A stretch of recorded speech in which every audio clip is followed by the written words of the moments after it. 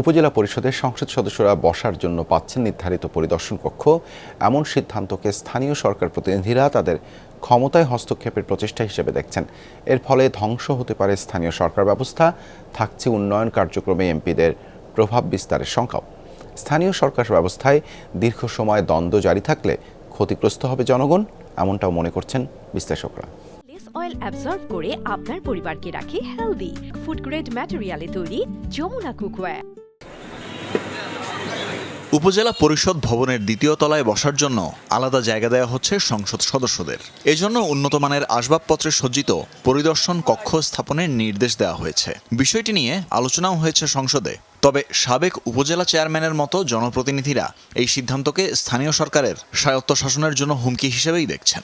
উপজেলা অথবা পৌরসভায় যদি এমপি সাহেবরা যদি হস্তক্ষেপ করে তাহলে সমস্ত উন্নয়নমূলক কাজ মুখ থুবড়ে পড়ে যাবে, কারণ দ্বৈত শাসন এখানে চলতে পারে না। ক্ষমতার যে ভারসাম্যটা সেটা যদি বজায় না থাকে সেক্ষেত্রে দ্বন্দ্ব তৈরি হতে পারে।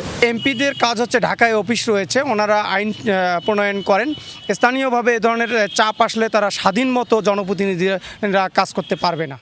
বিশ্লেষকরা বলছেন, এমপিদের সাংবিধানিক দায়িত্বের জায়গা থেকে উপজেলা পরিষদে হস্তক্ষেপের সুযোগ নেই। নতুন বাংলাদেশে পরিদর্শন কক্ষ স্থাপনের সিদ্ধান্ত স্থানীয় সরকারের সক্রিয়করণের ক্ষেত্রে বাধা হয়ে দাঁড়াবে।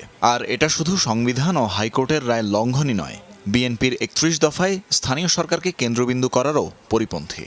সংসদ সদস্যরা এক ধরনের জমিদারের মতন আচরণ করেন। তিনি যখন উপজেলা পরিষদের মধ্যে যে বসবেন, সেক্ষেত্রে কি হবে, তার প্রচুর পরিমাণ তার দলের লোক সেখানে এসে ভিড় করবেন। সংসদ সদস্যকে দিয়ে স্থানীয় পর্যায়ে যে সমস্ত উন্নয়ন কার্যক্রমগুলো আছে সেখানে প্রভাব বিস্তার করা। ইউনিয়ন পরিষদ, উপজেলা পরিষদ আর উপজেলা প্রশাসন, এই দুটো জায়গাতেই আসলে সংসদ সদস্যরা হস্তক্ষেপ করার একটা ক্ষেত্র প্রস্তুত হচ্ছে এই পরিদর্শন কক্ষর মধ্য দিয়ে। এটার মাধ্যমে মুখের কাজ নাক দিয়ে করার চেষ্টা, এইরকম অতীতে চেষ্টা করা হয়েছিল, সমস্যা হয়েছে, ভবিষ্যতে আরও ভয়ানক সমস্যা হবে। এর মাধ্যমে স্থানীয় সরকার ব্যবস্থা ধ্বংস হয়ে যাবে। হতাশার বিষয় হলো আমাদের যে সংসদ সদস্যগণ দলমত নির্বিশেষে এরপরে একমত। এটা আমাদের সংবিধানের উপর একটা নগ্ন হামলা। বিশ্লেষকরা বলছেন, দীর্ঘদিন ধরেই উপজেলা নির্বাহী কর্মকর্তা ও উপজেলা চেয়ারম্যানদের প্রশাসনিক হস্তক্ষেপ নিয়ে দ্বন্দ্ব চলছে। তাছাড়া পদমর্যাদা আর আমলাতান্ত্রিক জটিলতা তো আছেই। উপজেলা পরিষদ ভবনে এমপিরা আলাদাভাবে বসলে সৃষ্টি হবে সংঘাতের। এতে সবচেয়ে ক্ষতিগ্রস্ত হবে জনগণ। নিশ্চিতভাবেই হচ্ছে সংসদ সদস্য এবং উপজেলা পরিষদের চেয়ারম্যান বা ইউনিয়ন পরিষদের চেয়ারম্যান, এদের সঙ্গে একটা বিরোধিতা সম্পর্ক তৈরি হবে। এই সংঘাতে নিশ্চয়ই সংসদ সদস্য অধিক ক্ষমতাশালী, ফলে সংঘাতটা জিয়ে থাকবে। এটার প্রথম ক্ষতিগ্রস্তটা বা ভুক্তভোগী হবে সাধারণ জনগণ বা স্থানীয় পর্যায়ের যে অগ্রাধিকার, সেই অগ্রাধিকারগুলো নির্বাচনের ক্ষেত্রে সংসদ সদস্যের বিবেচনা প্রাধান্য পেতে পারে। ফলে এই অগ্রাধিকার যদি পরিবর্তন হয় তাহলে অবশ্যই স্থানীয় জনগণই ভুক্তভোগী হবে। এটা তো ত্রিমুখী দ্বন্দ্ব হবে।